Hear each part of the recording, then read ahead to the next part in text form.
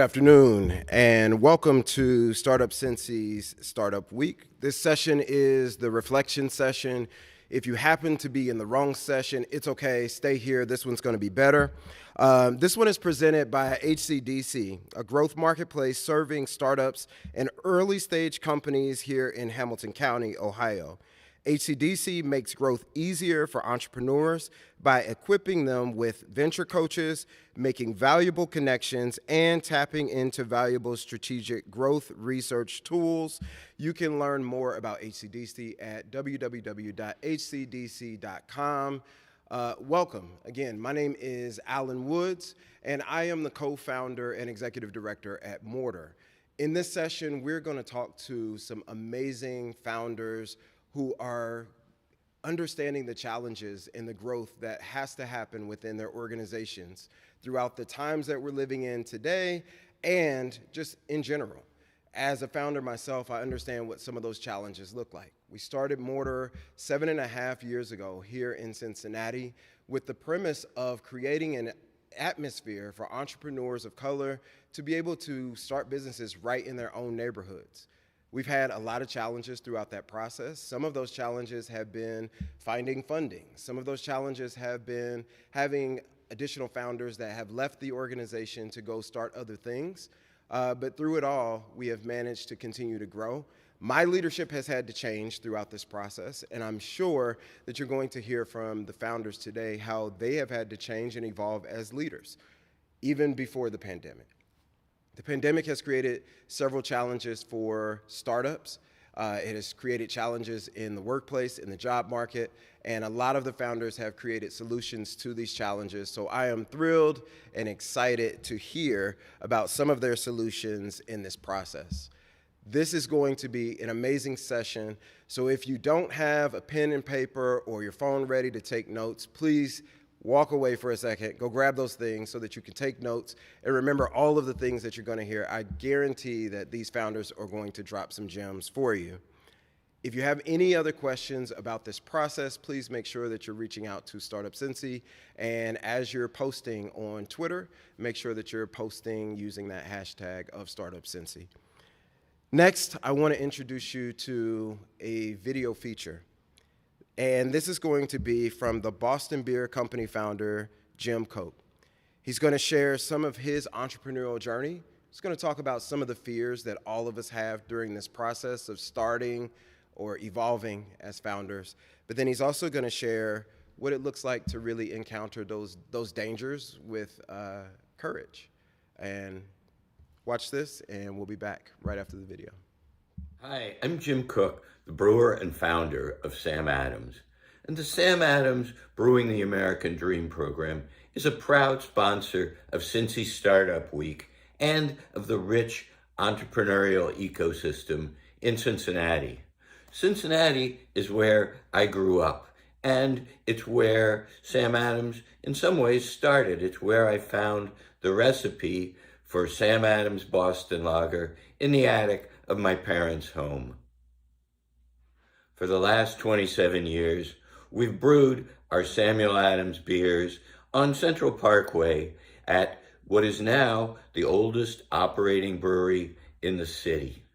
And the Sam Adams Brewing the American Dream program has always been an important part of our company since we started it over 13 years ago. We've made loans of over $65 million to more than 3,000 businesses and created or saved more than 9,000 jobs. The purpose of the Sam Adams Brewing the American Dream program is to enable entrepreneurs all over the United States to realize their American dream through microfinance, loans, and coaching and mentoring of up-and-coming entrepreneurs. Today's theme is reflect, and I want to reflect on something that I've learned as an entrepreneur, and that's the difference between scary and dangerous. And I first learned that many years ago when I was a mountaineering instructor, and you had to decide, do you go forward? Do you stay in camp? What's scary? What's truly dangerous, because starting a business is one of those things that's scary, but it's not dangerous.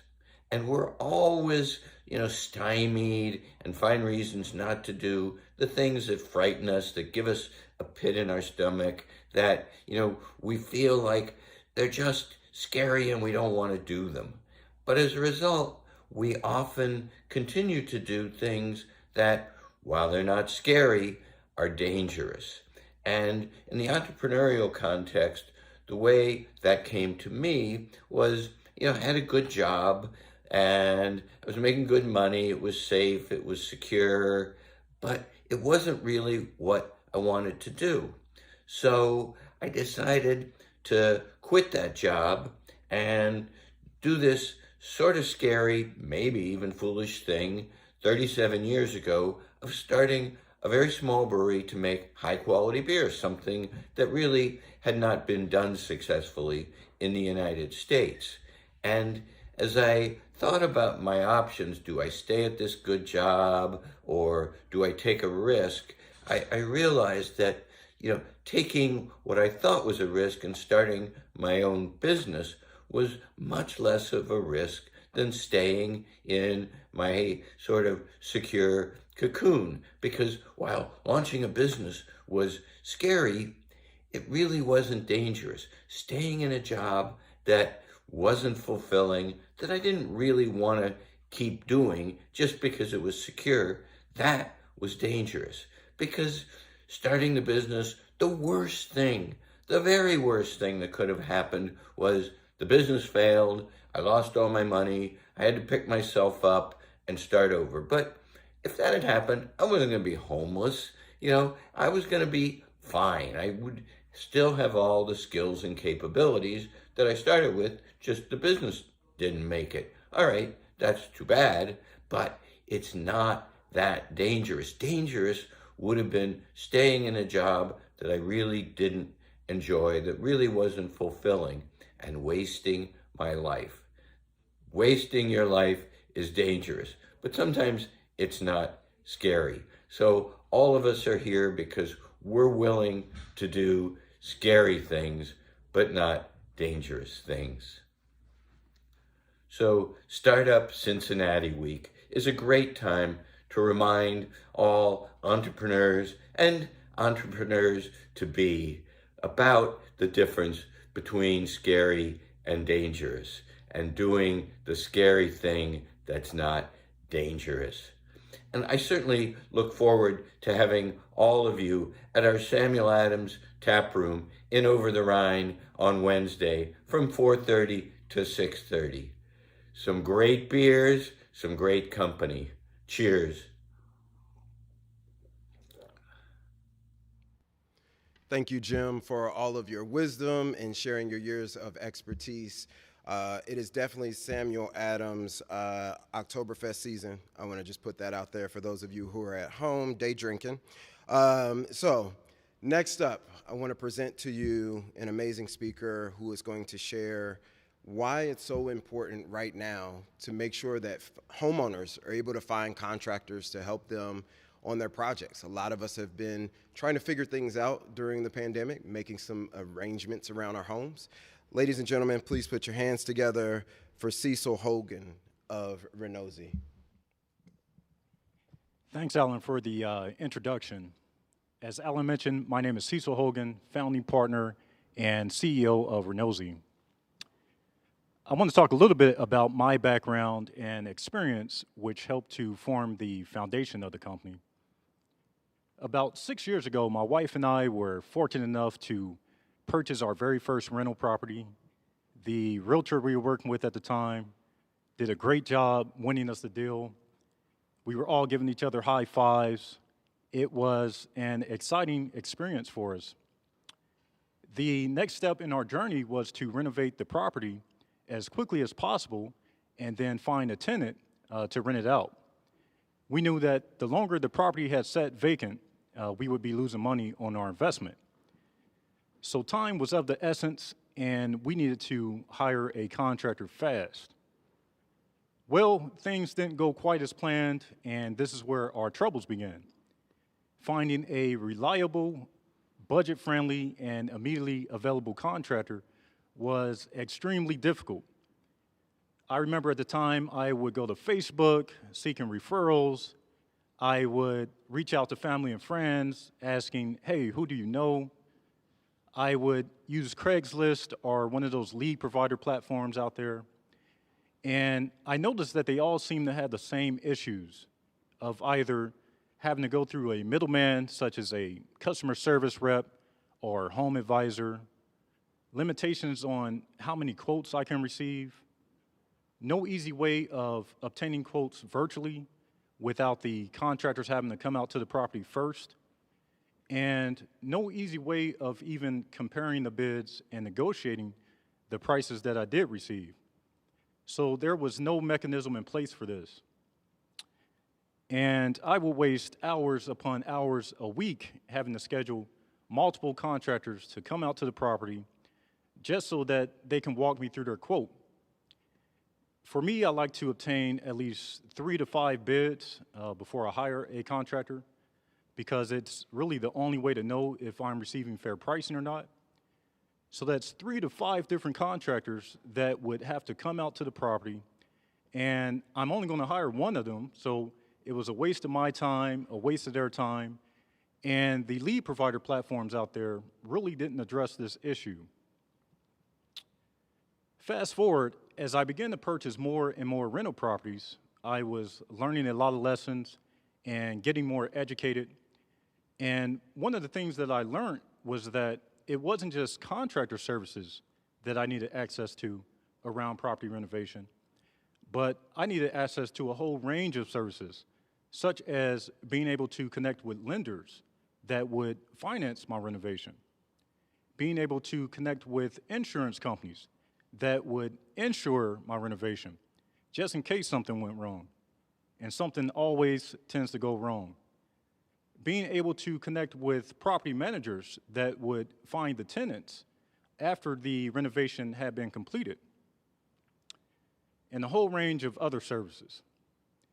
During this time, I had become a member of various real estate investment groups here in the greater Cincinnati area, and it provided me the opportunity of obtaining feedback from homeowners and investment property owners.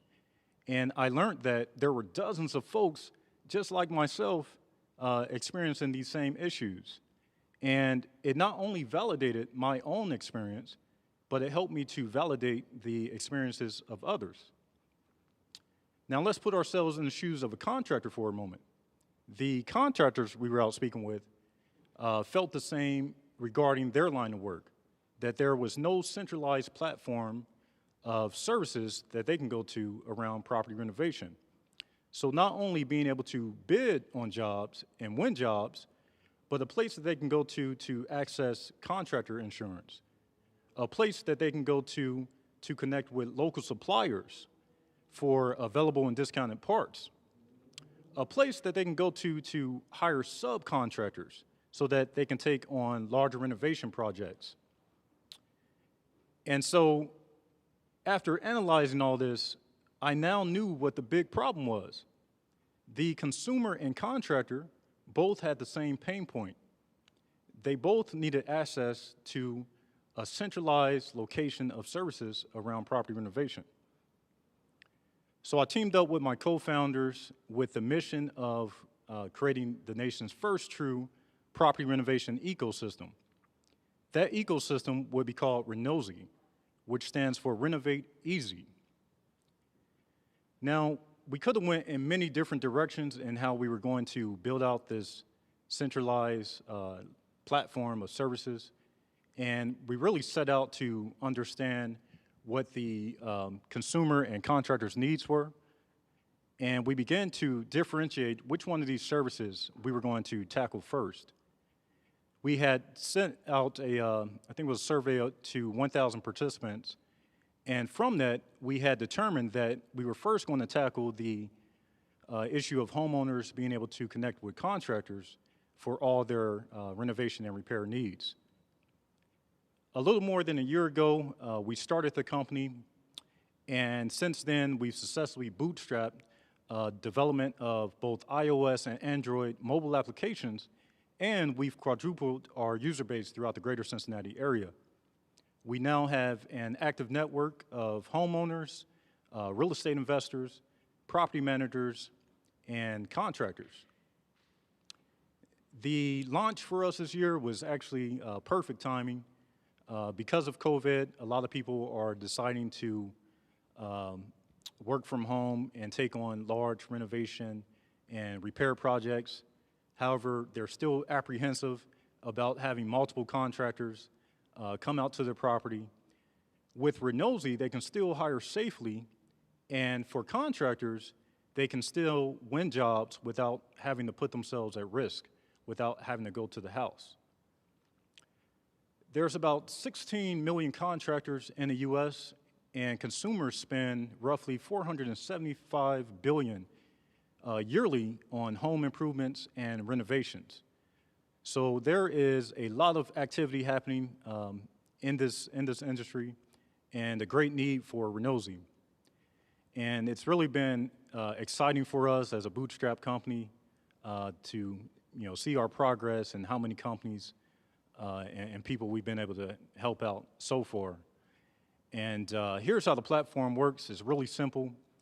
Renosi simplifies locating, obtaining bids, and makes hiring contractors easy and affordable.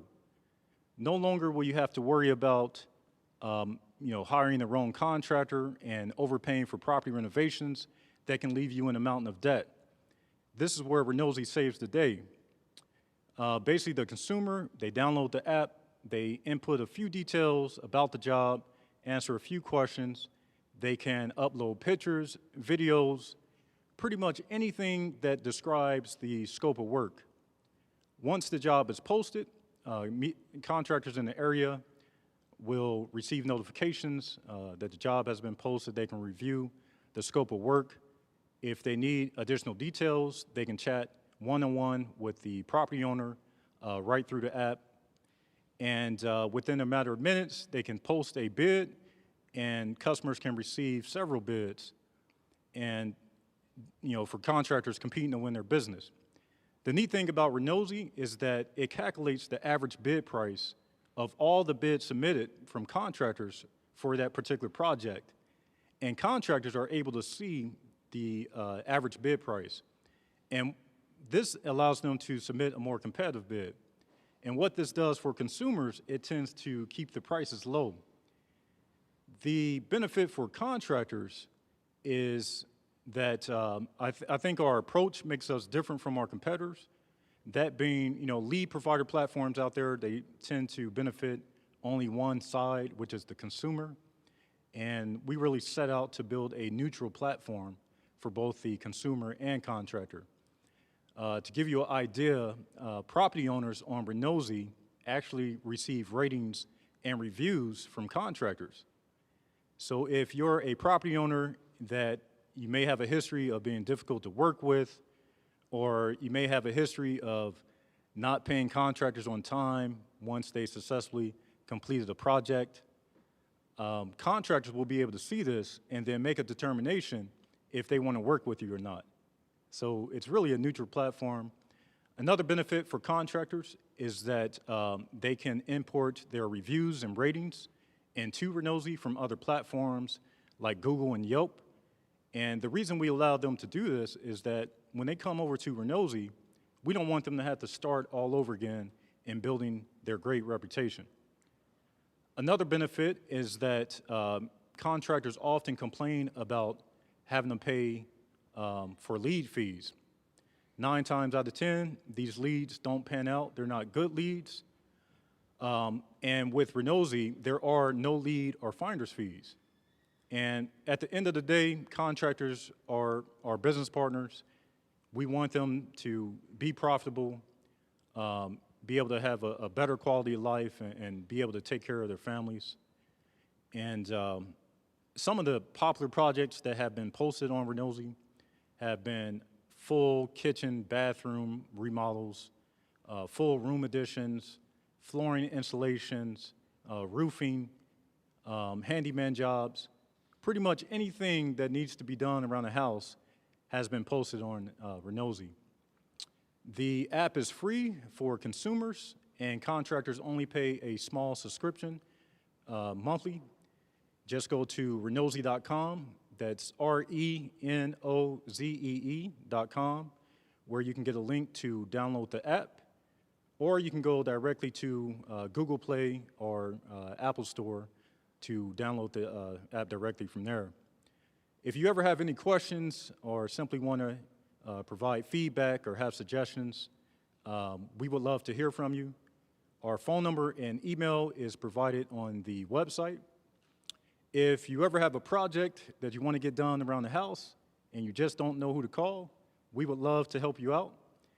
If you're a realtor, you definitely need to have this app on your phone to share out to your customer base. We know as realtors, you always get this question, hey, who do you know that may be a carpenter or a plumber? So this would be a added value to your customers.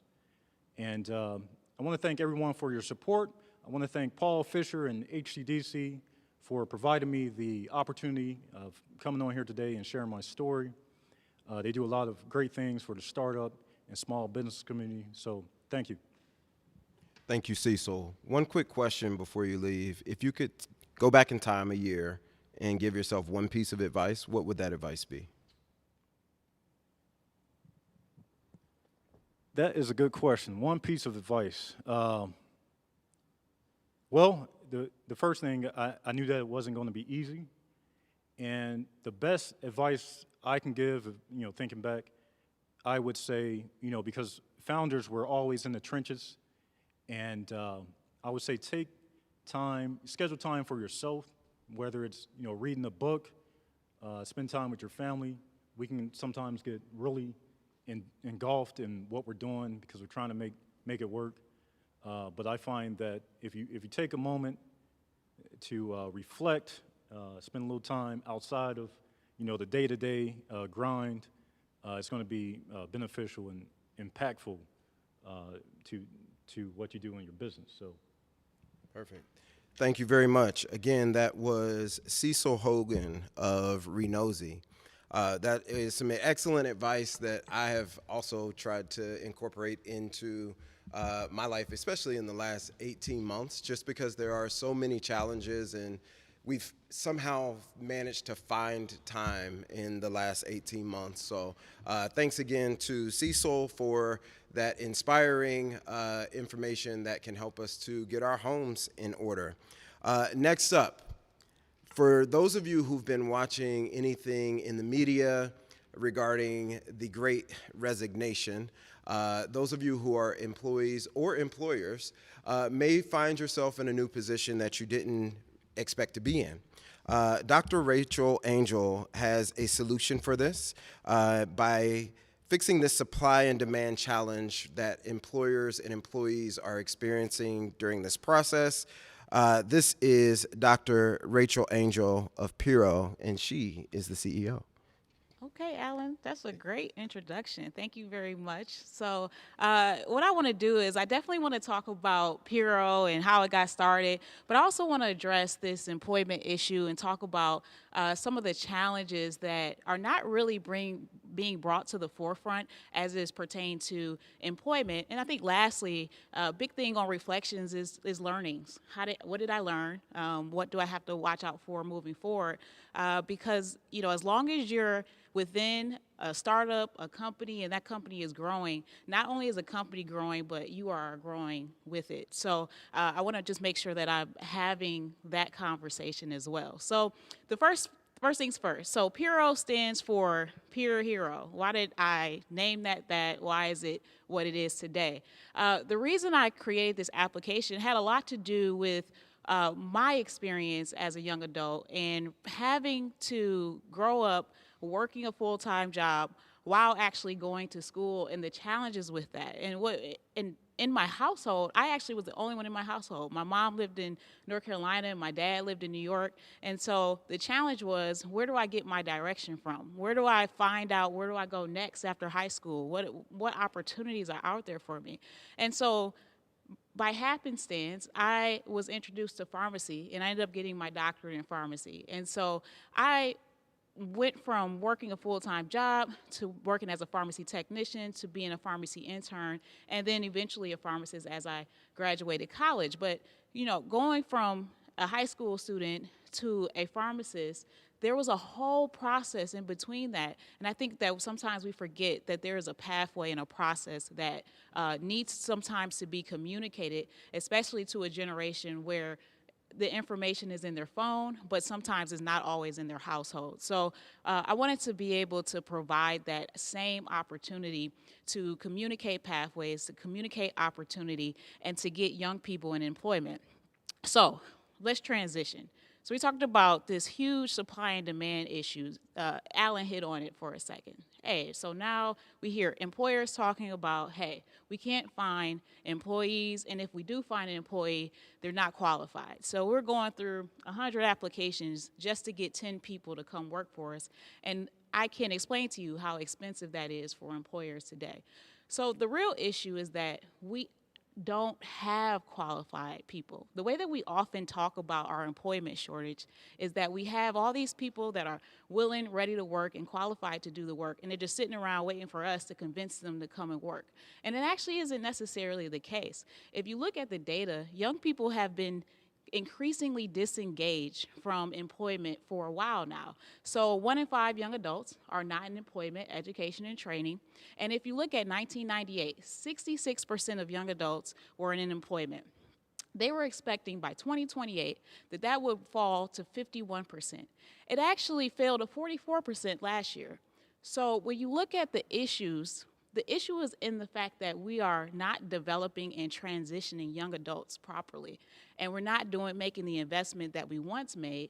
Like around the 19th century, that big bad reputation that industrialists have for creating universal education as we know it, or having a big influence over it. Well, they were training and developing young people and making it a business case to invest in young adults to make sure that they were trained and developed for the opportunities of today. And so we've seen a big decrease in that investment in young adults, and now we're starting to really feel the effects of kind of ignoring this increasingly big issue. And now we see that when we go to our favorite Starbucks and it's closing at 5 o'clock instead of 9 o'clock, we now feel our inconvenience. So I wanted to just make sure that, we totally understand what is happening as it pertains to the problem within workforce. And Piro really addresses that by, one, creating pathways, simple pathways within technology, allowing companies, nonprofits to do training prior to someone actually applying to a position, and then additionally, really adopting some of the tactics that your Instagrams, your TikToks have created to make access very simple and easy, and transforming these kind of traditional drawn-out processes that we've had for so long into something that actually is reflective of how young people function today. So that's Piro in a nutshell. But why are we here today? We're also here to talk about reflections. How did we get here? What mistakes were made? And what can we do moving forward to make sure that, for me as a leader and anyone else that's looking or interested in going into starting a startup company or a nonprofit organization, that they actually are what they need to do and what to watch for. So when I look back at the beginning and all of the challenges that I was faced with and still are faced with today, I thought about it, I was reflecting on it, and I really had no idea where to begin. Sometimes I kind of am conflicted to talk about the challenges of minorities. We talk about the fact that there's limited funding, that we're often not given as many opportunities maybe as our counterpart. And so I'm conflicted, so I say, do we talk about this? Do we actually address these issues? And is this still a topic that people are interested in hearing about? Unfortunately, for me, when talking about the process of getting from point A to point B, there's no way that I could talk about the challenges and not talk about that. Of course, there's a learning curve. If you never ever tried to start a company, there are so many things that you have to learn. So what I always recommend for people is, before we start talking about social issues, take the time to understand what you may need to learn to develop yourself as a leader, as eventually a startup entrepreneur. So those are things, first and foremost, let's learn. Let's try to identify where we fall short and really work on those things so that we can move forward. And that's like one of the biggest points of advice that I can give anyone is that we don't know it all, but we will spend a lot of time on things that we don't know. So let's focus on that. The second thing is we can't neglect the challenges that the majority of minorities will run into. When you look at the statistics, even before you're even born, you're 2.3 times more likely to die as an infant if you're a minority than if you're not. So you're dealing with challenges before you even come into this world and know who you are. And so when people, by the time I was 20, and you deal with all these kind of, you deal with these issues that are sometimes hard to explain, hard to identify, you often are at a disadvantage because of the disadvantages throughout your life. And so when the first thing was, when I was trying to raise capital in the beginning and I needed to build up my MVP, it was challenging to get the capital from my friends and family. I never did get that capital from my friends and family, actually. And what was unique about my situation was that I was a pharmacist and I could just go into the pharmacy part-time, save my money, and invest in building out an MVP, which was unique to me. But how many people can actually still make $60,000 a year, go work half the time, and then go work on developing technology? It's not necessarily true. So, but one thing I would have done, more so than focused on developing or raising capital in the beginning, I would have focused more so on validating the idea and developing kind of a customer base and kind of tweaking some of the things that may have been challenges within the technology. So that's, looking back, that's one of the things that I may have addressed or worked on a little bit more if I could go do it all over again. The other thing is, I actually wouldn't have tried to raise capital. I just would have forced myself to work as hard as I could to just save up the money to develop the product myself. And I'm not saying this is true for everyone, but during the time that I was trying to raise capital, it just was extra hard to do. And I feel if I would have just went with my first plan, I may have been able to go faster. But I do believe that these are challenges, and we've been doing a lot of work to address challenges for minorities in that friends and family round, because how do we even prove out or validate our product if we can't even develop the product in the first place? So that's one thing. And then there's access to information. What I would find is that I would have counterparts that had parents that were entrepreneurs, or they had access to all this information that I just never had access to. And so I found that there was so many things I didn't know that was so second nature to other people. And so again, I always want to go back and say, what kind of information can I find? So now, fast forward, we are able to raise capital, and it's over. We've hit our milestone of raising X amount of dollars, and now it's over. It's absolutely not over. It's actually just beginning. And it's that idea that there's going to be this long sigh of relief that actually never comes. You're always going to have this pressure to grow and to become something bigger and better than what you were the day before when you are an entrepreneur. So all I can say to you guys today is that no matter whatever your challenges are, just face them head on. I think as a minority, we absolutely have unique challenges, but you can be creative and figure out how to overcome them. We have no choice but to figure out how to overcome them. I would also say, once you do get the funding, or even prior to getting funding, keep in mind that the work is not done. There is so much that you have to do after you've raised capital that you don't want to become naive, or you don't want to spend enough time on understanding what are the activities that I have to do once I've actually received that capital. So keep that in mind and keep pushing. You will figure out everything that you need to figure out, but just know that sometimes, one, you got to work on yourself. There are barriers and there are challenges that may not get removed today, but no matter what, we're just going to continue to push through. Thank you very much. That was there was a lot of vulnerability wrapped into that, and I think that also as a founder, I have had to look at myself a lot to figure out how do I get this company to the next level, and it usually does start with me growing first. I'm going to put you on the spot. What area of opportunity do you personally see as you continue to grow as a leader for you to move forward in that growth process for you? So I think that, and I could just speak for myself as an entrepreneur. I have a bit of a grandiose personality in the sense that I feel I could do anything, and I go 100 miles per hour.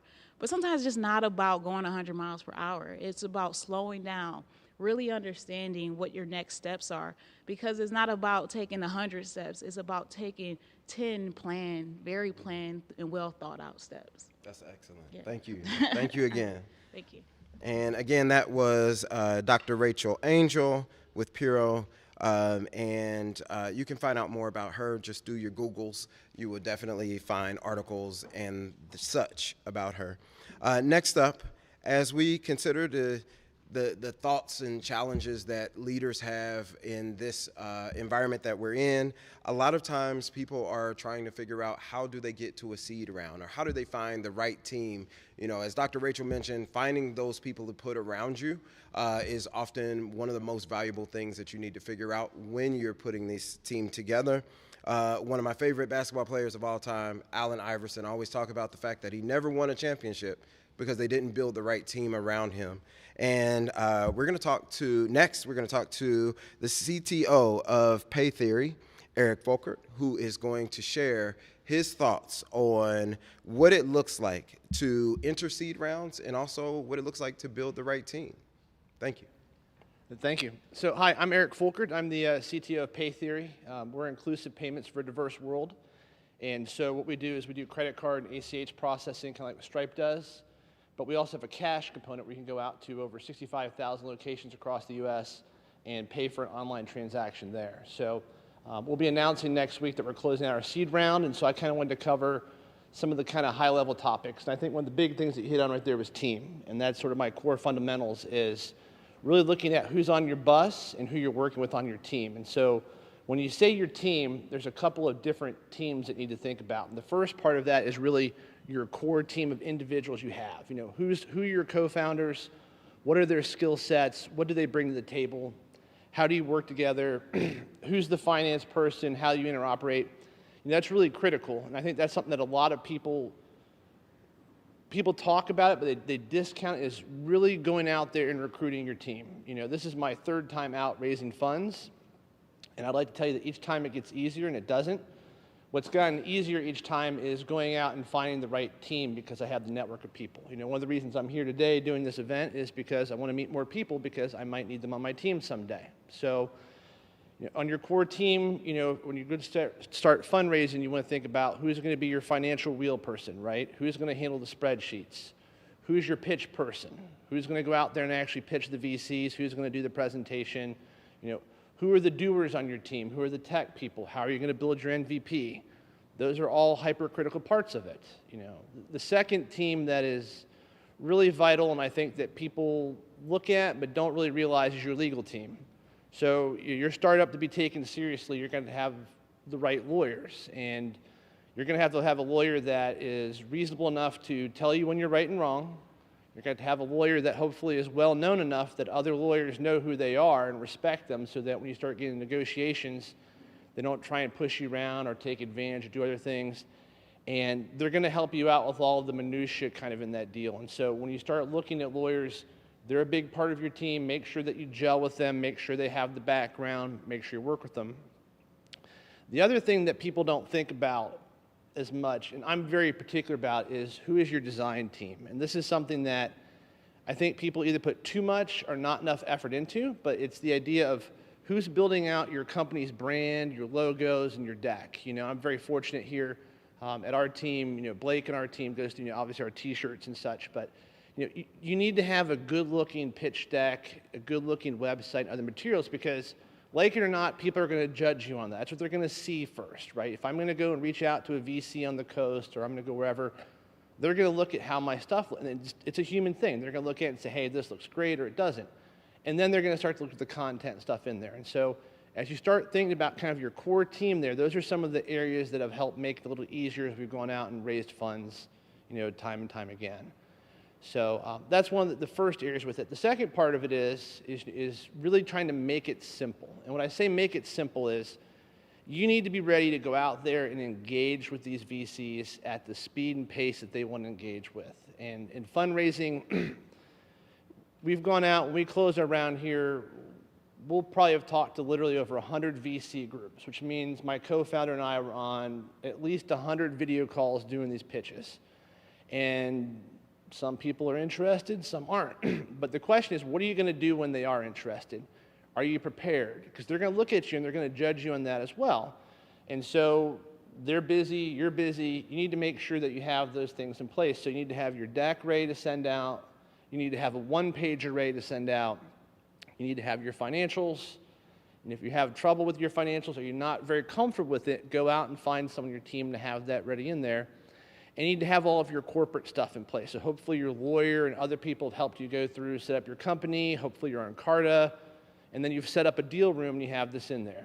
I really recommend making sure that when you have your deck and such, you use a tool that you can send out a unique deck to each group so you can know who's opened it, who's forwarded it, how much they're kind of looking in there with it. The final part of this, and this is critical for startups at all stages, is to have your diligent stuff ready. And I learned this with 2 of my previous exits, is that you need to, from day one, keep a running log of every contract, every employment agreement, every board meeting. They're organized and ready to go because they're going to need to see that. And this is going to go help building on your professionalism when you're talking to these VCs and build confidence. And it pays off. As you go out there and you start looking at these different VCs, you're going to start thinking about who you do and don't want to work with, hopefully. You're not going to just have one that you're going to go, that's your only choice. And so by going through and pairing out, looking professional, you're going to find the professionals that you want to work with. And that really paid off for us in this round. So when we announced, I want to say that we've pretty much found the lead investor of our dreams. They've been a great partner, great relationship already. They've done a lot of things to help us. But part of that was also because we were very prepared. So going there and having that ready. And so one of the other questions I kind of get from people then is, how do I and where do I and who do I talk to about raising money? And that is also sort of a process. And that's where you need to go out and you need to start out with like a pitch book, TechCrunch, Twitter, Facebook, wherever. You need to start building your list. And so we had a list of over 100 VCs that we wanted to talk to. We profiled them. We looked at their portfolios. We looked at what they had done in investments, where they're at with their fund. One of those things that people forget about with VCs is sometimes you have to ask them if they have money. They might be between funds. I had 2 VCs that were really interested, but they didn't have the funds right now. So you're going to build out this list. You've got your deal room. You've got your team ready. And then you're going to go through and start practicing your pitch. And then, I recommend stack ranking this list. And I go from worst to first. And so go out there, go on Twitter, go on Facebook, go on LinkedIn, look at contacts, cold call them, cold email them if you have to. Try and get in front of them and start working on the very bottom of your list because they're going to be the ones that are going to tear you apart the most. And that's what you want to have happen.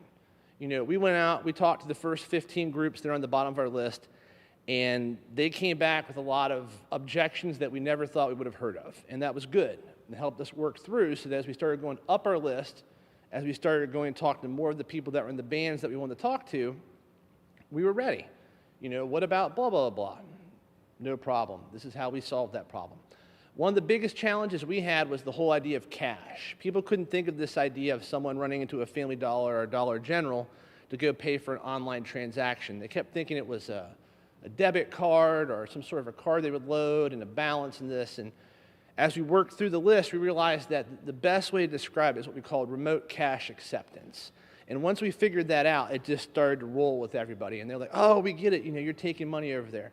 So go through and really try and build out, that worst to first and take those hits. And it's going to be difficult, You're going to hear a lot of no's. On that list, if I was to go through those 100 people that we talked to, 99 no's and 1 yes is a funded company. And, we were probably at the mid-80s before we found our lead investor that we wanted to work with. And so as you get to your lead investor, You and your team need to be clear about what you expect from an investment. How much are you trying to raise? What is the use of funds? What terms are you willing to accept? Who's on your board? Who's going to come into your board?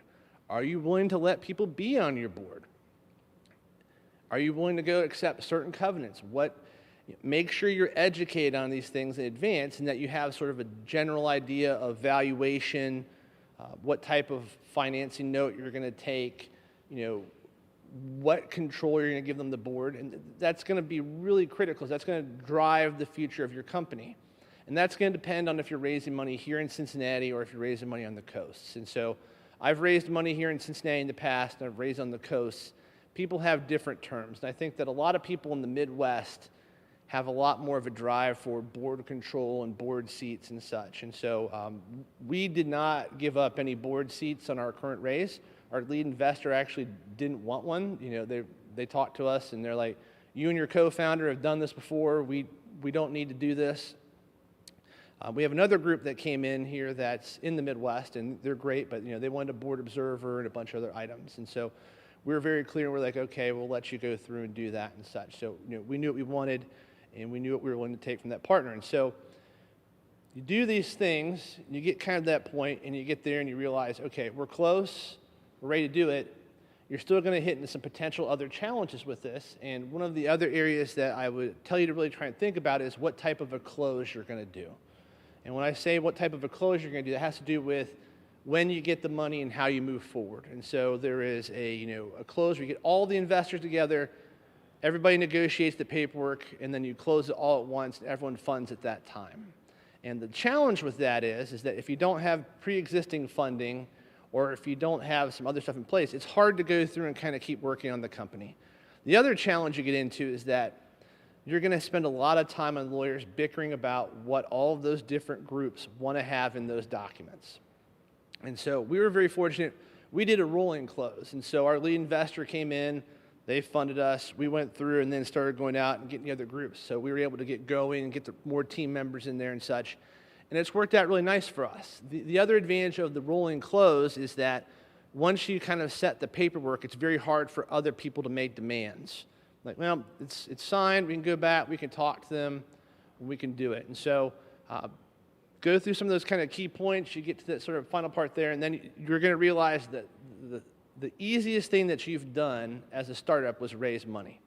And it's very difficult. It's tied up my co-founder. He runs it pretty much full-time now, and I do a lot of the day-to-day operations. But as soon as you get done with that, and I think the last speaker had some great notes on that, is that the pressure is on you to go through and then achieve and continue to build and do things. And so as you look at that, next speaker, Paul Powers, he's going to talk about, he's raised a lot of money, but I'm sure he'll probably also talk about how much pressure he has on him to hit those sort of next standards. And so understanding what your VC partners expect from you and how you're going to grow and do that is also really critical. Because, if you go out and make outlandish claims that you're going to grow 500% a year, and then you get out there and you only grow 100% a year, you might run into trouble on your valuation with your partners and such. And so that could be a little difficult. And so if you're trying to raise money here in Cincinnati, I would tell you that, remember the other key thing in Cincinnati is that no one's going to be mean to you. And what I mean by that is people are going to sit there and like, oh, we love your idea, or it's great, or keep trying. And if you go out to the coast, they're going to be more like, hey, this is great, or hey, that's not a good idea. And if you're getting that, don't be offended. Go back and kind of tune that out and make sure that you're actually got something to go with it, and that you're getting some real honest opinions on if your startup and your idea are a great idea or not. So that's been some of our experiences. My LinkedIn profile is out there. I'm always happy to talk to people about fundraising and such. Don't be shy to go outside of Cincinnati. I love Cincinnati. Like I said, this is my third company here. It's been a great time for us. So, don't hesitate to network. Don't hesitate to take advantage of Centrifuge and some of the great stuff they offer. And don't forget to get out there and kind of network with people and such. So, thank you. Thank you very much. So our next speaker is Carl Governor. And in 2020, Carl retired from Northwestern Mutual, where he had a successful 15-year career leading technology along with running their innovation programs and investing technology by the means of their $150 million corporate venture fund. but he wasn't done. So he continued to work and is currently the CTO of both Homeshake and Struction. Ladies and gentlemen, Carl Governor. Thank you. Good afternoon, everyone. Indeed, I'm here to tell you a little story about how my journey has been and the reflections that I've had in this startup space. You see, I came from a 21-year career in the Chief Information Office. In other words, that makes me a recovering CIO. Because for all those years, all I had to do was lift a finger and resources that were at my disposal. And what LinkedIn doesn't tell you is that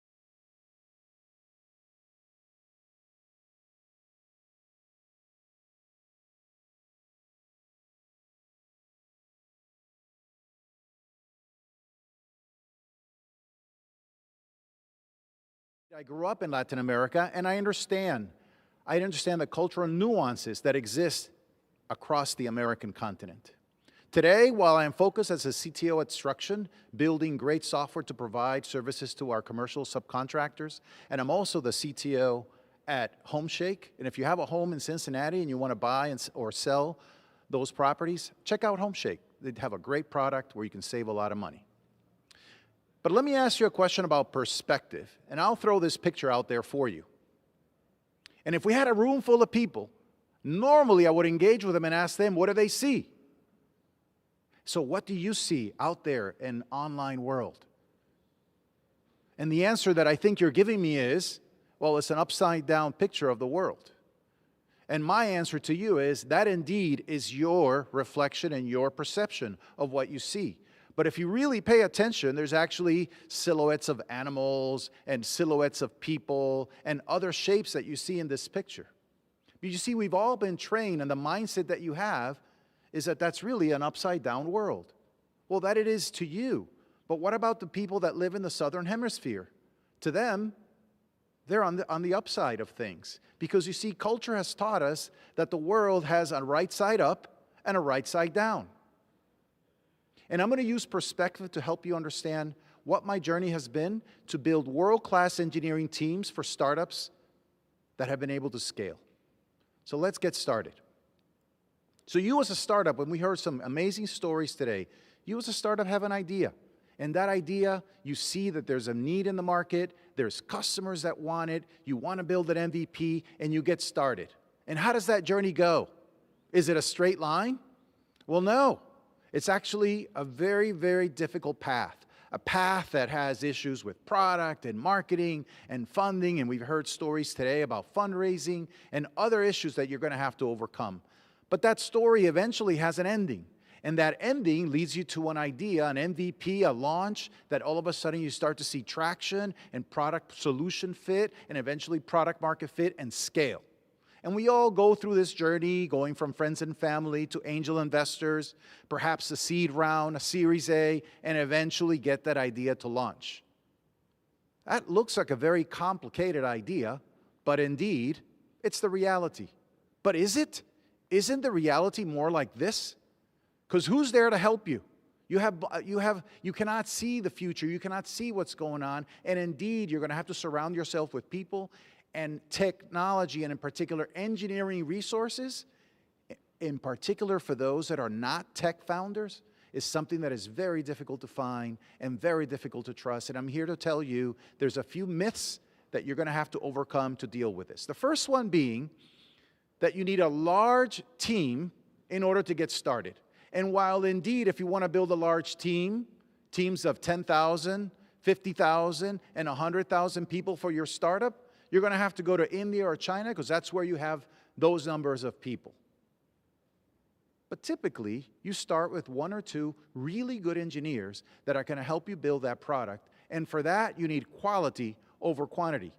Quality that come with a semantic stack that they understand and they can build.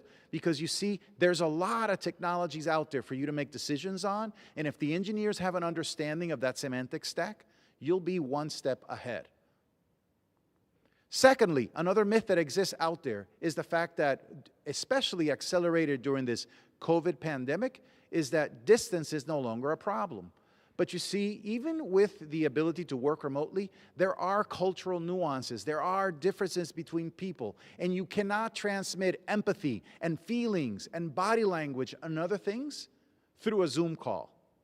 And so from time to time, you do want to get together. From time to time, you do want to be on a whiteboard. And you try doing that halfway around the world when the time zones are different, when the mindsets are different, when the tone and clarity and perception and eye contact and the way you solve problems and the way you stand are all different halfway across the world. And frankly, it is a heck of a lot easier when you're within the same time zone, or at least working in a continent that is 3 time zones apart. It makes a big difference when you're trying to make a conference call happen, and indeed, you're looking for a common time between 9 in the morning and 6 p.m., as opposed to looking for edges like you do when you're dealing with China, India, Australia, and other countries around the world that have a popularity of being able to find resources. But remember, you only need a few. The other big myth that exists out there is the fact that founders, in particular non-tech founders, get drawn into the illusion that they can do it all. Oh, I'll just download this low-code, no-code thing, and I'll just put a user interface together, and I'll get my MVP out the door. Indeed, that works probably for the first release of a prototype. But you can time to start scaling, it's going to fall apart. So be careful out there for all you founders. Get yourself the right resources. And those resources leads me to my next myth, which is there's no talent in Latin America. Where do I find them? Well, I did some homework and I found a number of leaders that exist out there that have grown other people in engineering talent, including some friends at Microsoft and other people like the president of MIT, the head of SoftBank. And in fact, when I was doing this research, I found out that the top 100 Hispanic leaders was announced for 2022. And this list includes somebody distinguished like yours truly. Very proud to be part of this list. Another thing that you'll find in Latin America are companies and ecosystems, just like here with Centrifuge in Cincinnati. There are a number of companies and ecosystems across the different countries, from Colombia to Chile to Ecuador and Chile. Your normal suspects like Twitter, Google, and others. Evernote has a development center in Chile. Twitter has a development center in Colombia. These ecosystems and resources and universities are thriving. And I did even more research to find more companies that you may not have heard of that are growing companies in the tech space right there in those countries. Are they below us or above us? So Emily wrapped up this story by simply telling you that indeed, the story of a startup is one that starts with an idea. But you need to find affordable, experienced, top tech talent in order to keep that journey going and build your digital product, design it, and deliver something that will scale. Indeed, that journey is one where it's fraught with issues, but try to straighten out one of those issues and checking that box by exploring the talent that exists in Latin America. I've been able to do it. I've helped 5 startups now over the last year and a half build their teams, 2 of them right here in Cincinnati. Because in the end, it's all about perspective. And if as a result of this talk, I change your mindset and your mental models and the perceptions you have over where these resources are, it's very simple to change your mind and turn it upside down. Because indeed, when you flip that mindset and look closely at what you see, there's a vast amount of people that are sitting right below us, or is it on top of us?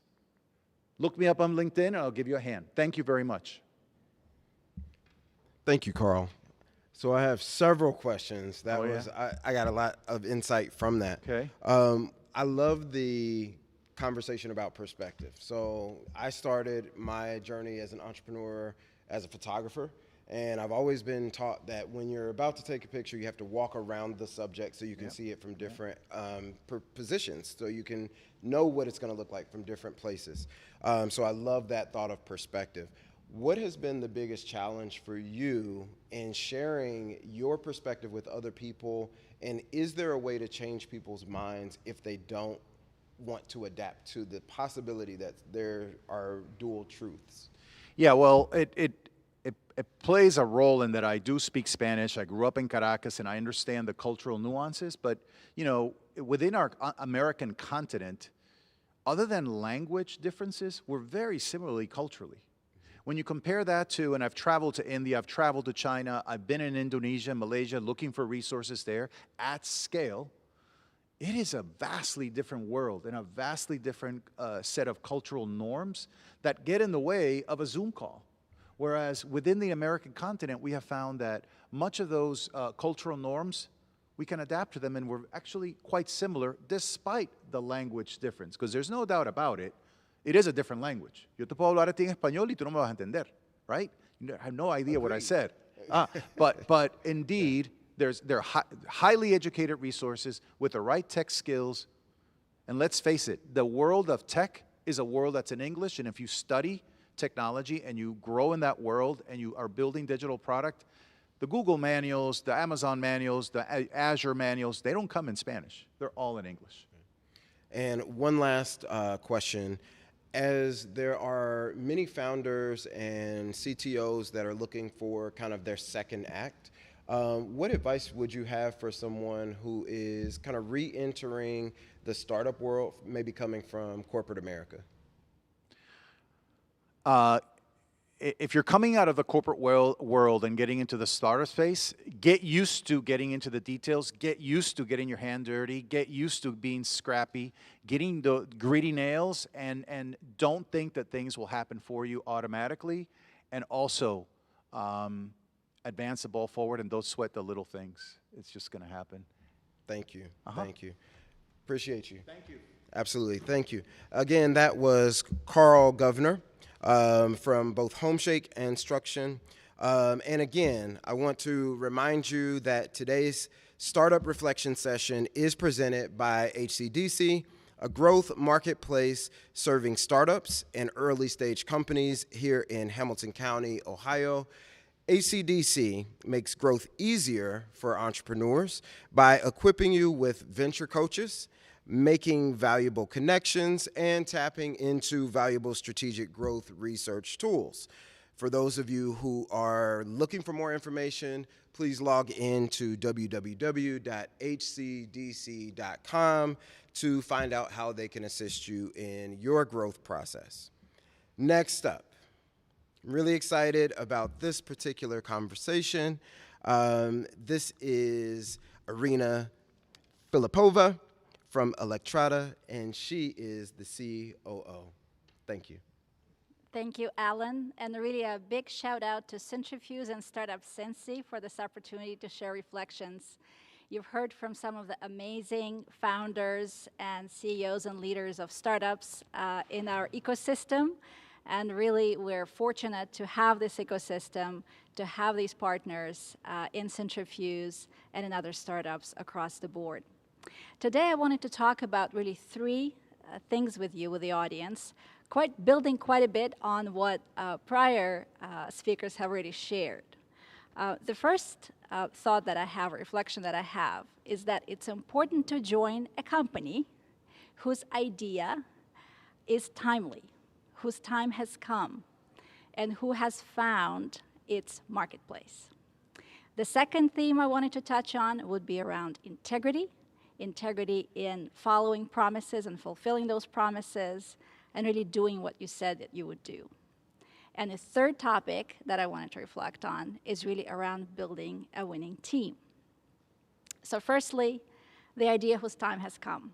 I, like the prior speaker, have been involved in the corporate world, have had a corporate career, but always found myself in starting things up, starting up organizations, departments, projects, and leading on those. And over a decade ago, I've left my corporate career for the startup world and have been in it ever since.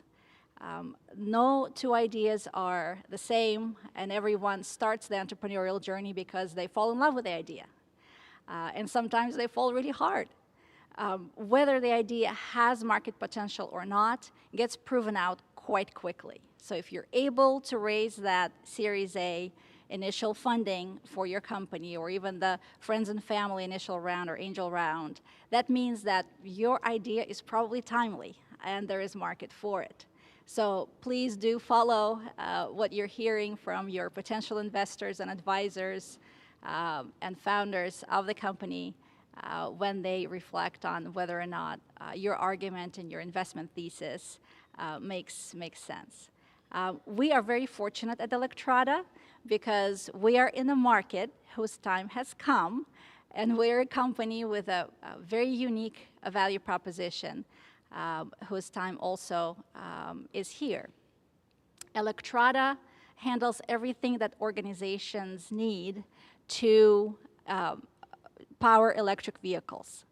And so what we do is really provide a turnkey solution in a B2B environment for organizations to be able to convert their fleets to electric, to be able to provide EV charging for their employees, their patrons, their customers, and even the public. So our company really started with a premise that reliability was a major gap that the market wasn't addressing, and that we needed to come in and provide that reliable turnkey solution, end-to-end solution, as the owner and operator of EV charging equipment. Again, the best ideas are global. In other words, there's a global trend towards electrification. All the major automakers and OEMs have made very firm commitments to electrifying vehicles. And we come in here at the local level, based in Cincinnati, connecting with that global trend. So our early investors and founders have appreciated and understood that this global trend will touch us here locally and regionally in a very short space of time. The second theme really that I wanted to touch on today was around integrity. So once you raise your Series A financing, you start your operations, what do? So we started operations on April 1st, 2020. You all will remember that this was the very start of the global pandemic. We were only 2 people in the organization, the CEO and myself, and we really had to get going.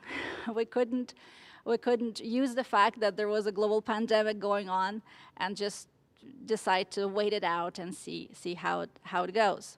So we kind of had to boldly charge and start doing things that we said that we would do. So the integrity piece here is important in that you've made a certain promise and a commitment to your investors, to your founders, and you really need to fulfill that promise and that commitment.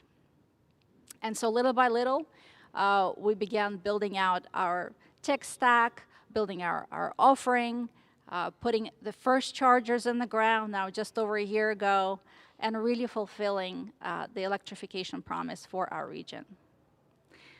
The third piece that follows this is really building that winning team. So for the first year of Electrada's operations, we were a 5-person team. And we were able to fulfill the commitments that we have made and really build out our operation with those 5 people, which meant that creating that initial operating team in the company and making sure that everyone is as committed as you are to building the business and also has the requisite skills and expertise to bring to the table and really is able to work together as you all coming out of the pandemic. People are working remotely, and building a very brand new business remotely is a challenge, to be sure. We all were in different locations, but fortunately for us, we had a lot of work that was happening outdoors or in parking lots or in garages, so we could actually stay within the confines of all the health and safety requirements with the COVID-19 pandemic. So as a result, we're able to, again, meet our goals and continue growing the company. And by the end of June of this year, just over a year into our existence as an operating entity, we raised our Series B funding from a major financial backer. So that for us was also a great testament to the fact that staying in integrity to that original idea and building upon it and growing that winning team has a lot to do with how then your business value proposition resonates at a much greater scale. So building that winning team, interestingly enough, again, it's not enough to say, you know, I have my initial team of 5 or a handful of people, they're great experts. You can't go much further. You obviously need to grow.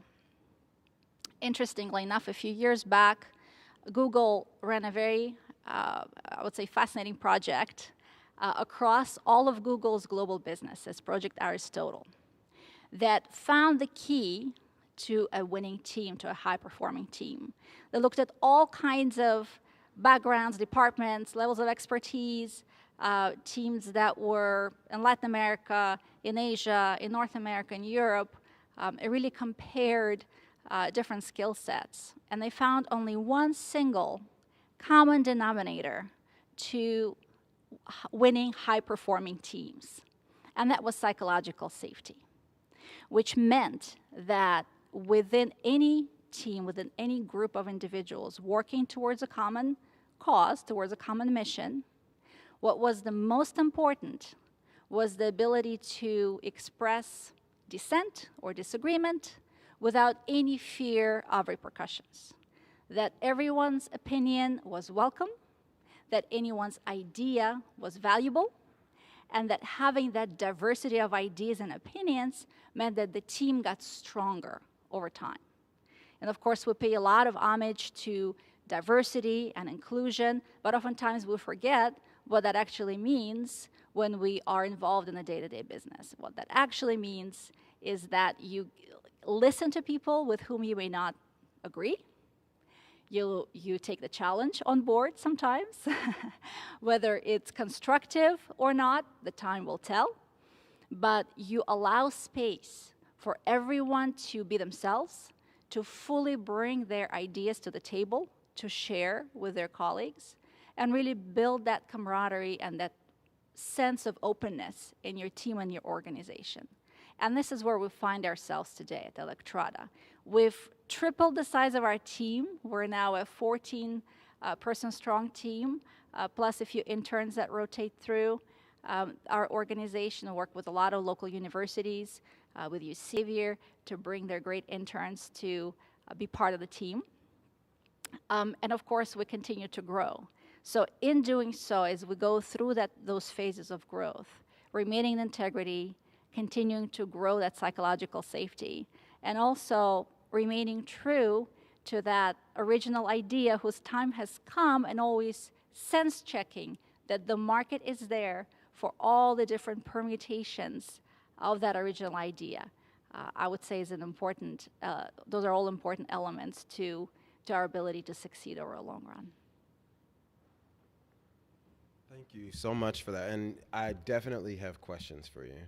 Great. Okay, so I love the fact that integrity is one of the things that you really honed in on. That is actually one of our 5 core values at Mortar. So I love when I hear other founders talk about integrity and making sure that you're doing the right thing, not just when people are watching.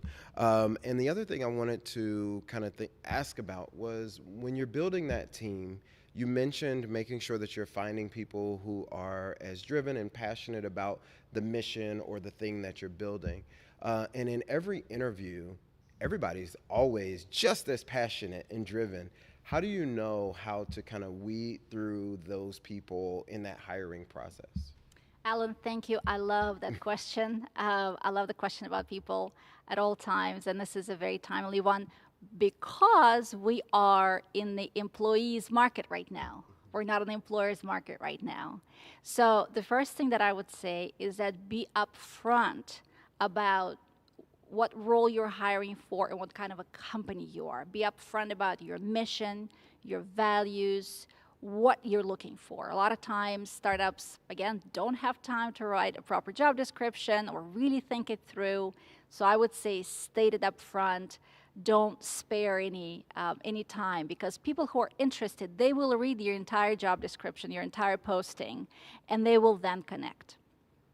Also, I would say be specific about the way in which you want the potential job candidates, job applicants to engage with the organization. So oftentimes I would say, please reply to this email address with your cover note, and your resume. And you cannot believe just how few people read that very simple requirement and do as they're being requested to do. Oftentimes they completely forgo the process. So those small steps that people take that show initiative, that show attention, that show that there is a real genuine connection with your mission between what they do, what they believe, and what you do is very, very important. And again, that piece of integrity, meaning that it really makes sense for them as their next career step to be joining your team and really pushing them on this to understand that this is good for them and will be good for the organization. Creating that glue factor and that fit factor culturally is paramount, because yes, everyone would normally say, of course, this is my dream job, that's a natural next step for me, but you want to test that and just make sure that that fit is as solid as it's being stated. I love that, especially the attention to detail. I always think of the quote, how you do anything is how you do everything. And if that attention to detail is not there in the hiring phase, it's probably not going to just magically appear once they're on your team.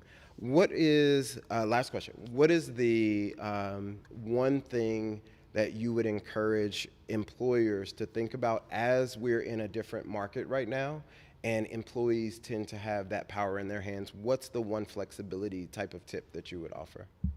Well, the first thing that I would say is that consider that the job market has become a national job market or even a global job market, yeah? People are now used to working remotely, so we've brought some talent into our team from outside of the Cincinnati area because, again, we felt that fit, not only in terms of the expertise, but in terms of the fit with our culture and company. So be open to people who may not necessarily be within your immediate reach, and be creative about how you communicate that value proposition. But secondly, also try to position your company in the multitude of sectors that it possibly touches. So in Electrada's case, we touch on the energy sector, transportation, even real estate, utilities, and technology. So we have a multitude of sectors that people may be looking in. So they may not be thinking about electric vehicle charging necessarily because it's such a new industry segment, but they may be thinking transportation or even real estate or power, energy. So use those keywords in your description to reach people who may be hiding in those other verticals and may not be immediately available to you. Perfect. Thank you so much, My Irina, pleasure. for sharing all of your wisdom. And for those of you who are employers who are thinking about how you're going to transition during this time where you're looking for new staff, you're looking for new employees, and you're trying to figure out what that means for the culture of your organization. Hopefully you were taking notes during Irina's talk, and we are ready to move on. We are pressing through. We don't have very many speakers left, but I'm getting a lot of knowledge. I hope you guys are as well, and hopefully you are sharing this online through Twitter or Facebook with the hashtag StartupCincy. Next up, we have the CEO of Pieces, Savo. Fantastic. Well, thank you for having me here today. So just transparently, what I'd like to do is just tell you a story of how I got here, what we're trying to do, and especially as a very young person, why I decided to throw away my 20s to start a tech company here in Ohio. And so, really defining the why was the beginning of the journey for me. And I think, I was born into multiple, positions of enablement, right? I'm, well-abled. I have, great mental aptitude, intellect, born in America, which is a huge advantage, globally and things like that. And so I said, what am I going to do with my life, right? I've been given all these gifts. How do I actually turn those into something meaningful? And so, I knew right out of high school that, and I went to St. Xavier High School here in Cincinnati, Ohio. I knew that I wanted to be a man for and with others, and that's the motto of the high school. And I said, how do I live that out? I'm going off to college. And I knew that, I wanted to make something of impact to the world. And the question is, okay, what do you do? Well, you do what lots of people, have done, and that's start a company. And you're like, oh, okay, well, I'll start a company. That's a great idea. Well, a company is a huge understatement. And so to get where you are to make that impact, you're going to be on a journey, starting multiple companies, pivoting, identifying when something is, kind of at its end and determining where to go next. And as my father always says, one thing will always lead to another thing. And so today I just want to tell you a brief story about my journey and some of the people out there that might be on their journey. You will overlap. So getting into it, right out of high school, I was like, all right, let's start a company. Couple of buddies, and I was a technology co-founder, and this was a language learning company. And so we started this, and at that moment in time, we had all kind of decided, hey, we're doing this. We raised money on it. We all ended up at different universities. And so timing and kind of chance is, a large part of the formula. So wrong place, wrong time. We all ended up at different universities. We were trying to make that happen, and it didn't quite work out. So, naturally, I'm in universities. I'm getting involved with other entrepreneurship programs, and I met another co-founder that I'm still working with today. His name is Mac Myers, and we just said, all right, let's solve a problem here at university. Let's go ahead and build Slack, if you will, for higher education. So we set off on this adventure with other developers, ourselves, and we said, let's build group chats for all your classes, clubs, dorms, teams that automatically self-assemble each semester. We just want to text our classmates without having everyone's phone numbers. So we're in the EDU space, and we're like, okay, let's go ahead and build this. We started building it with external developers and really quickly understood design, building this, making sure it operates, making sure it hits the level of expectation that the students were expecting, the university was expecting, was a massive undertaking, which we significantly underestimated. And so I think, identifying as a founder or even a co-founder when you've underestimated something is really important. So long story short, the stat is 9 out of 10 startups fail. Well, the first one, language learning startup, failed. The second one was a lot more difficult, but the learning curve built into this one, we decided to keep going on it. So we launched our first product, and fun fact, it fell really hard, flat on its face.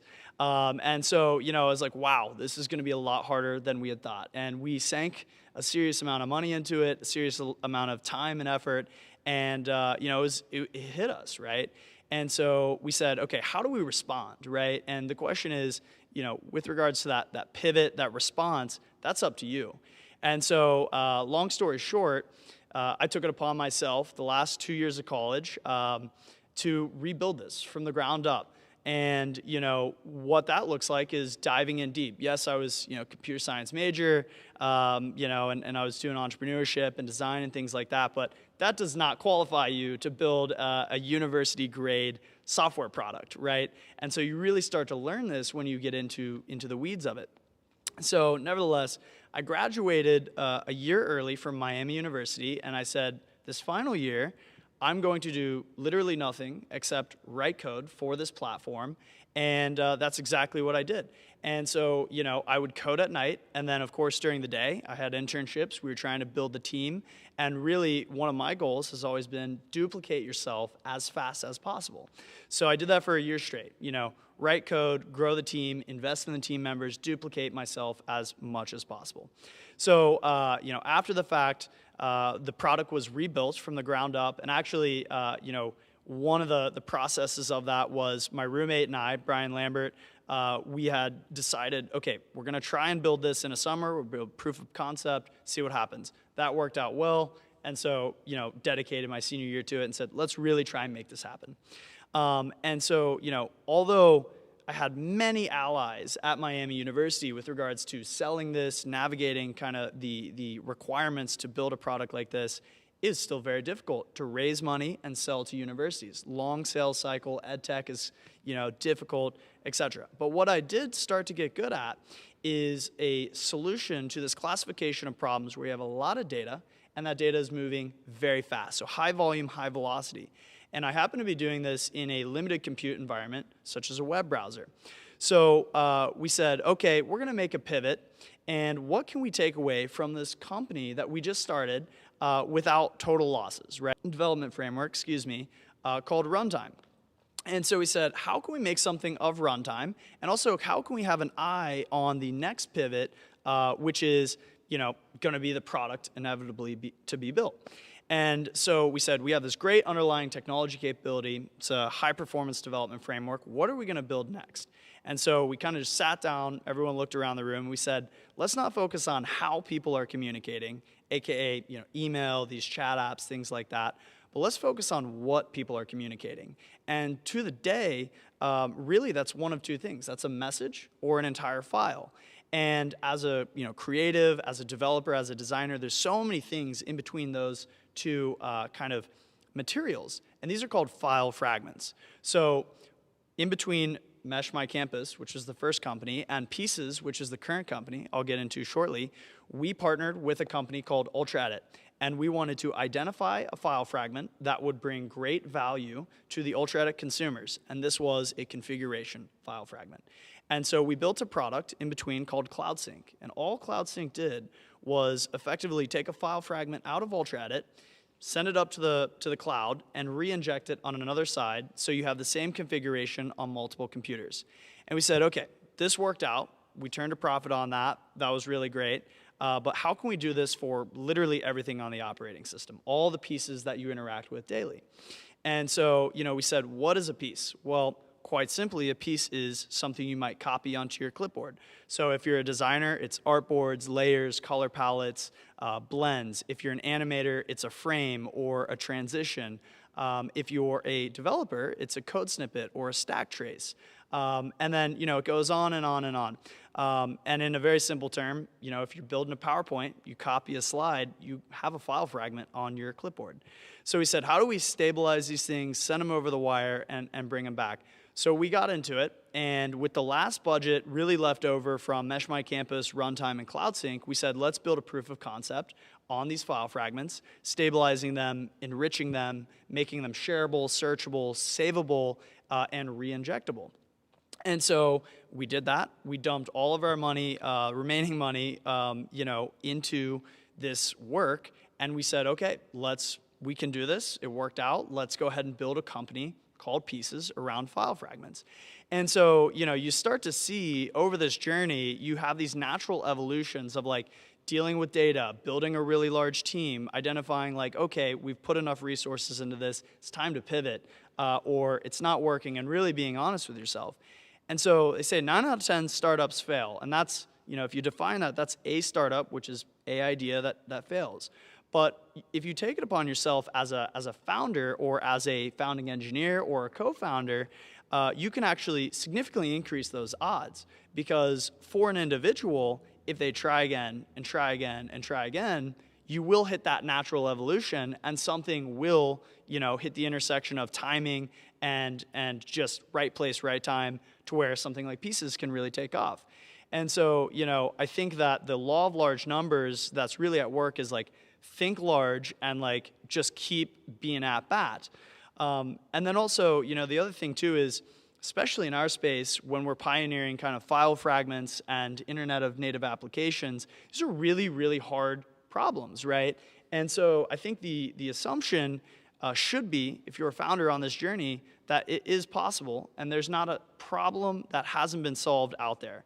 We will continue to have these problems solved. We'll continue to push the ball forward, and that's really important to hold true. And at the end of the day, it's all about making an impact, in the world. And so my naive self in high school is oh, okay, start a company, get really wealthy, and then do something, like recycling or whatever it is. And that's actually a falsity. I think one of the things that I've determined now is start a company and learn how to design an organization, build a team that is authentically connected and centered around solving a really difficult problem, and the economics will follow. The team will continue to snowball, and these hard problems will get solved, and eventually you will have a really great impact in your lifetime. And I think, the problems that are upon us in this century, economical problems, social problems, environmental problems, the whole 9 yards, generally as a founder, you're specializing in solving hard problems and persisting and trying again and again and again. That's what we're doing now, and it's a great muscle to build, and I would recommend everyone do it.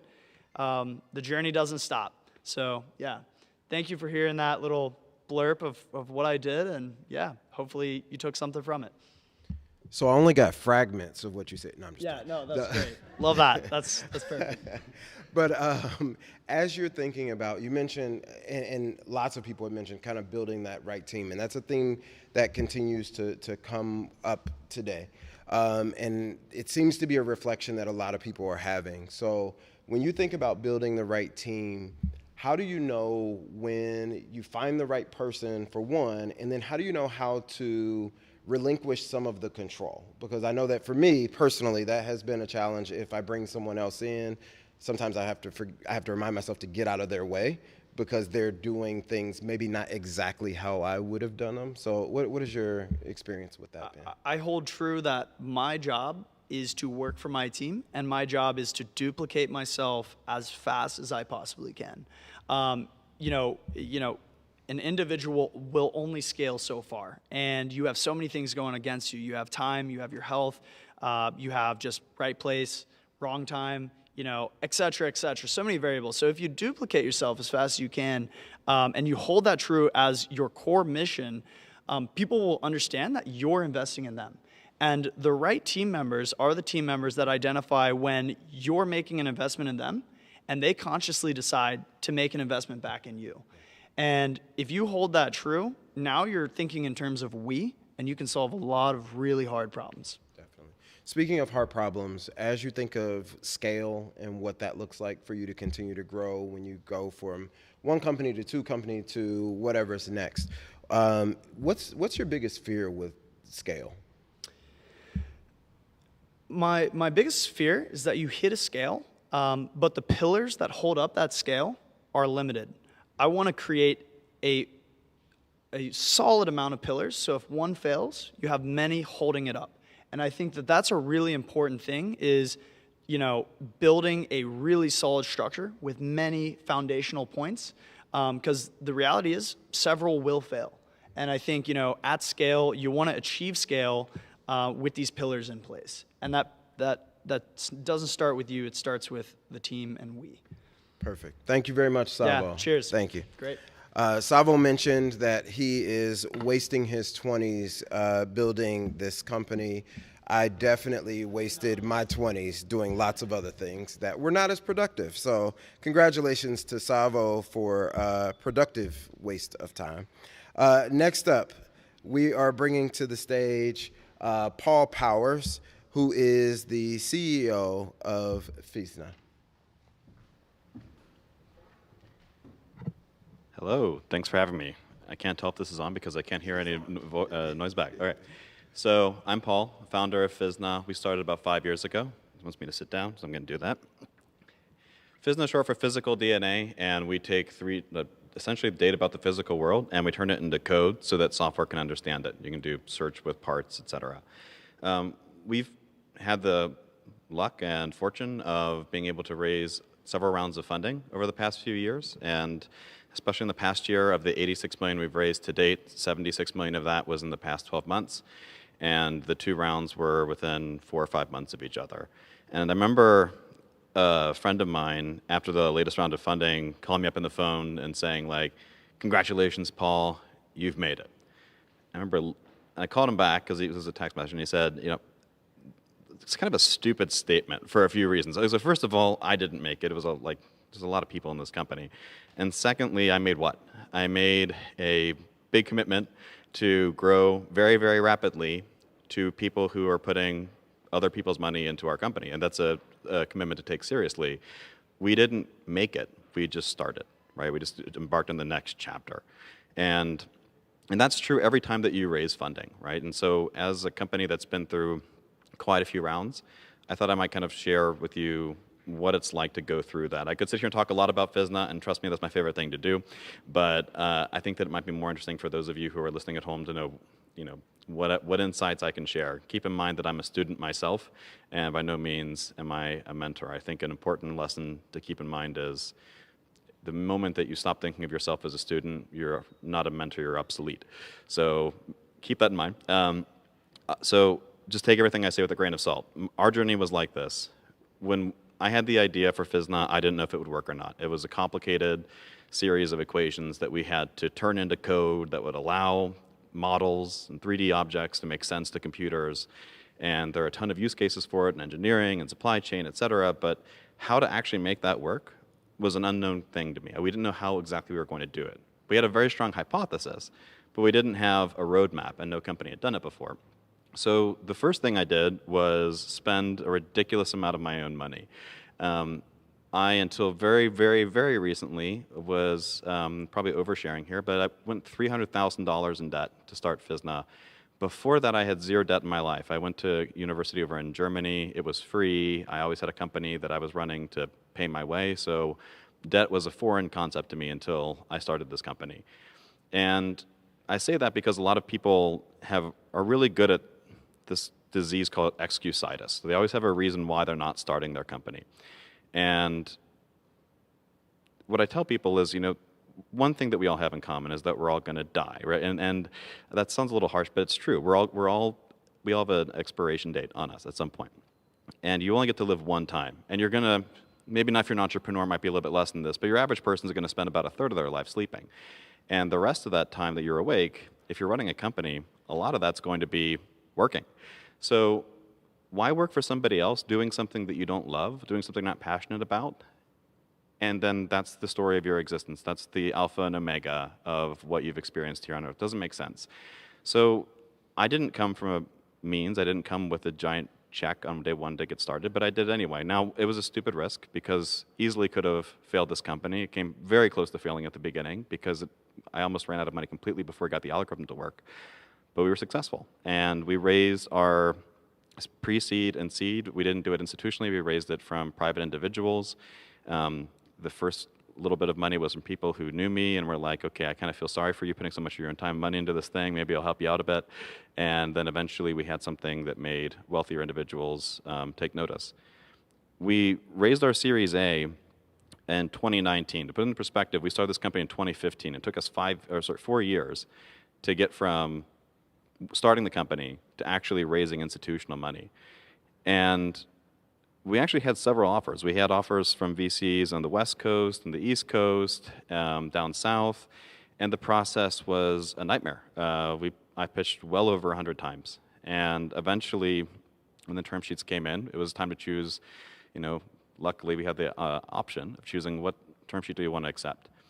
And we chose Drive Capital, and the reason why was just because the partner there really understood what Fisna does. He understands the whole concept of a Google of 3D. He was a very experienced, not just VC, but someone who'd worked with Google in the early days and had seen new markets emerge, new technologies emerge, new categories. And so that's the reason I took that term sheet. And to be totally frank, it wasn't even the best term sheet compared to the others, but it's that important. When you take institutional money, when you bring an investor onto your company, it's kind of like getting married, but probably harder to end, right? You're really stuck with that person for a long time, and it's important that not only that you get along together, but that they understand where you're going, and don't take that for granted, right? So is it hard to raise money? If you look at the statistics, and Savo brought up a good point about this earlier, 9 out of 10 startups fail. I read somewhere that only 1 in 2,000 startups manage to raise venture capital. You're not playing roulette, right? I personally hate gambling. I hate going to casinos because I know that they were able to build this casino because you typically lose. In the startup world, it's different. You're not reliant on economic conditions, other people to determine your success. It's helpful if things go your way, but it's not mandatory that they do. You can succeed mainly off of your own actions.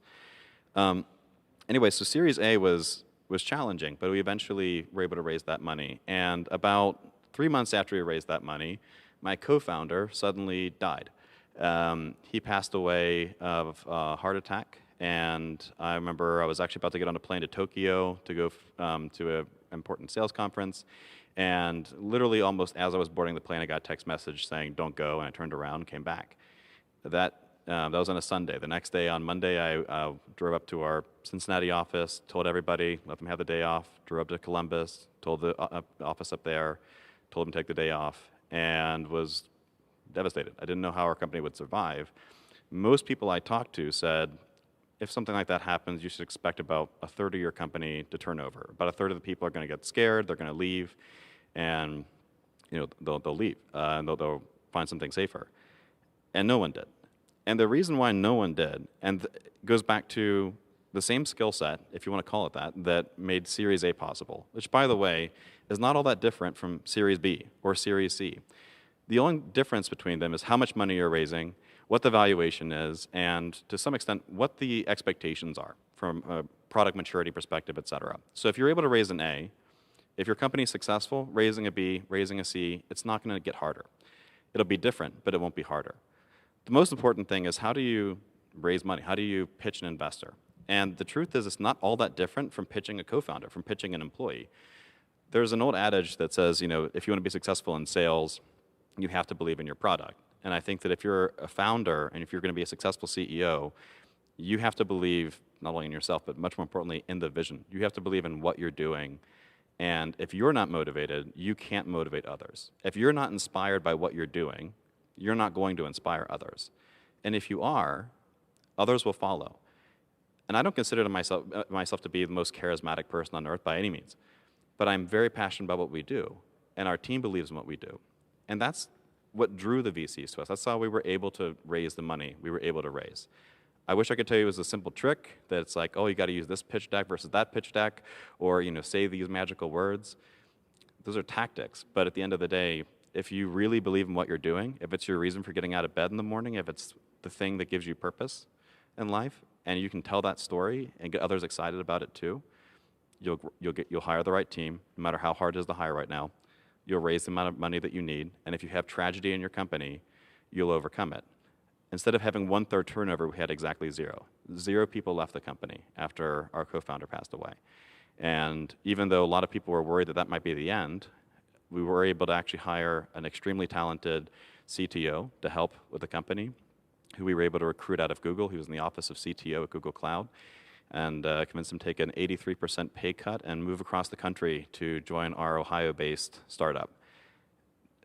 There's not a wise economic reason that you can give to justify that. It's meaning, it's purpose. And I think if you're going to raise capital and you're going to grow a company, it all comes down to the mindset and your drive. And so whatever's keeping you from starting the company right now, whatever's keeping you from going all in, leaving your job to run the company, that's the one skill set I think you need to develop in order not only to start, but to go all the way through. And it doesn't get that much more complicated. The rest of the skills you learn because you're motivated to learn. That's all I got. Perfect. Thank you, Paul. One last question for you before we close out this particular session on reflections. As you think about your journey as a founder and as you continue to grow, what is the one muscle that you have continued to develop in this process that makes you successful? There's a lot of muscles you have to develop. It's kind of like asking somebody who wants to be an athlete, well, what was the one muscle that you used that helped you win the Olympics, right?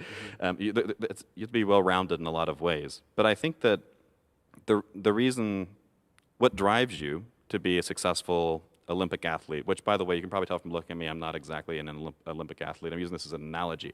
But to be successful in a startup or in anything in life, it really just comes from drive. You have to be driven. And if you try an exercise, like how long can you hold your breath before breathing is the most important thing to you, there's nothing you want more in the world than to breathe. If you try holding your breath for 30 seconds, 2 minutes, whatever it is you can manage, all you can think about is breathing.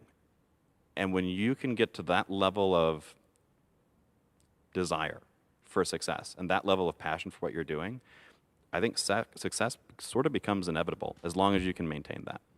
Thank you very much, Paul. Thank you. And thank you to all of the viewers. Thank you to Savo from Pieces, Irina Phillipova from Electrada, Carl Governor from Homeshake Instruction, and Eric Folkert from Pay Theory, Dr. Rachel Angel from Piro, and Cecil Hogan from See, I got it right the first time. Renosi. And again, this particular session on Startup Reflections was presented by HCDC, a growth marketplace serving startups and early stage companies in Hamilton County, Ohio. For more information on HCDC, go to www.hcdc.com.